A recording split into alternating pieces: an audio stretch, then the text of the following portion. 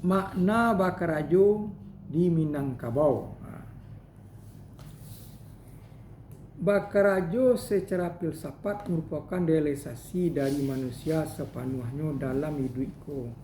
Selain itu, dalam faktor produksi, Karajo ditinjau dari ekonomi politik, merupakan bentuk interaksi manusia merubah natur untuk membentuk kultur.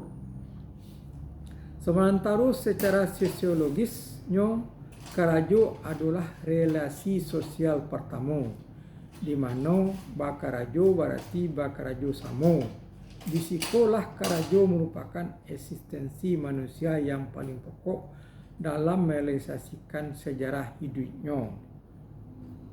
Karajo kerja atau Karajo produksi merupakan sejarah pertama yang membentuk karakteristik masyarakat atau formasi sosial yang kemudian saling mempunyai relasi sosial yang menciptakan serata sosial dalam masyarakat.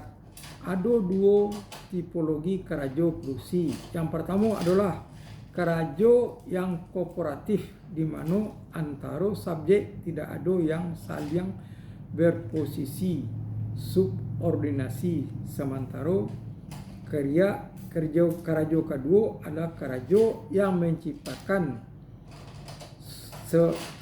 subordinasi, memiliki ZF terhadap subjek yang menjadi pekerja, dalam kurang Z labor.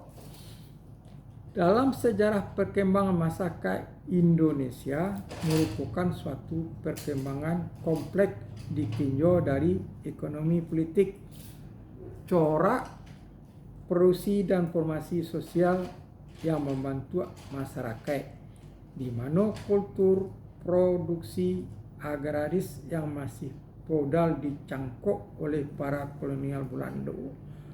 Ulang kembali, di mana kultural produksi agraris yang masih feodal dicangkok oleh para kolonial Belanda yang membawa otak produksi berdagang di awal dan kemudian berkembang menjadi masyarakat industri yang kapitalistik.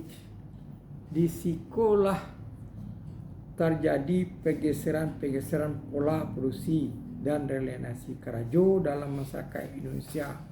Pertama tergambar dalam novel Micafiler 2, di mana seorang Pakarajo kabun pada tuan tanah yang selama itu Bakarajo diberi sebagian hasil garapannya oleh si pemilik dengan istilah maro.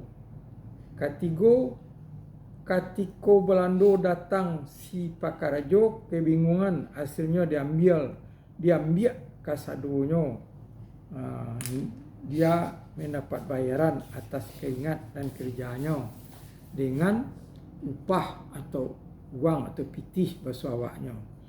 Di sekolah masyarakat industri baru dikenal di Indonesia, di mana masyarakat kapitalis primitif sebelumnya dalam bentuk merkantilis atau perdagangan masih terfokus di daerah-daerah pesisir. Setelah meninjau historis dalam konteks masyarakat Indonesia secara umum, makanya dalam mengevaluasi gagasan yang jauh lebih mikro dalam konteks masyarakat Minangkabau merupakan bagian dari Indonesia yang memiliki identitas sebagai masyarakat merkantilis atau Cina di Indonesia. Akan tetapi tilik dari corak produksi dan informasi sosial masyarakat Minangkabau atau Sumatera Baratnya sebagai basis historis dan teoritis. Dalam konsep kepemilikan masyarakat Minangkabau melalui dua aturan. Yang pertama adalah tanah kaum yang dimiliki secara komunal serta harta pusaka yang bersifat material dan harta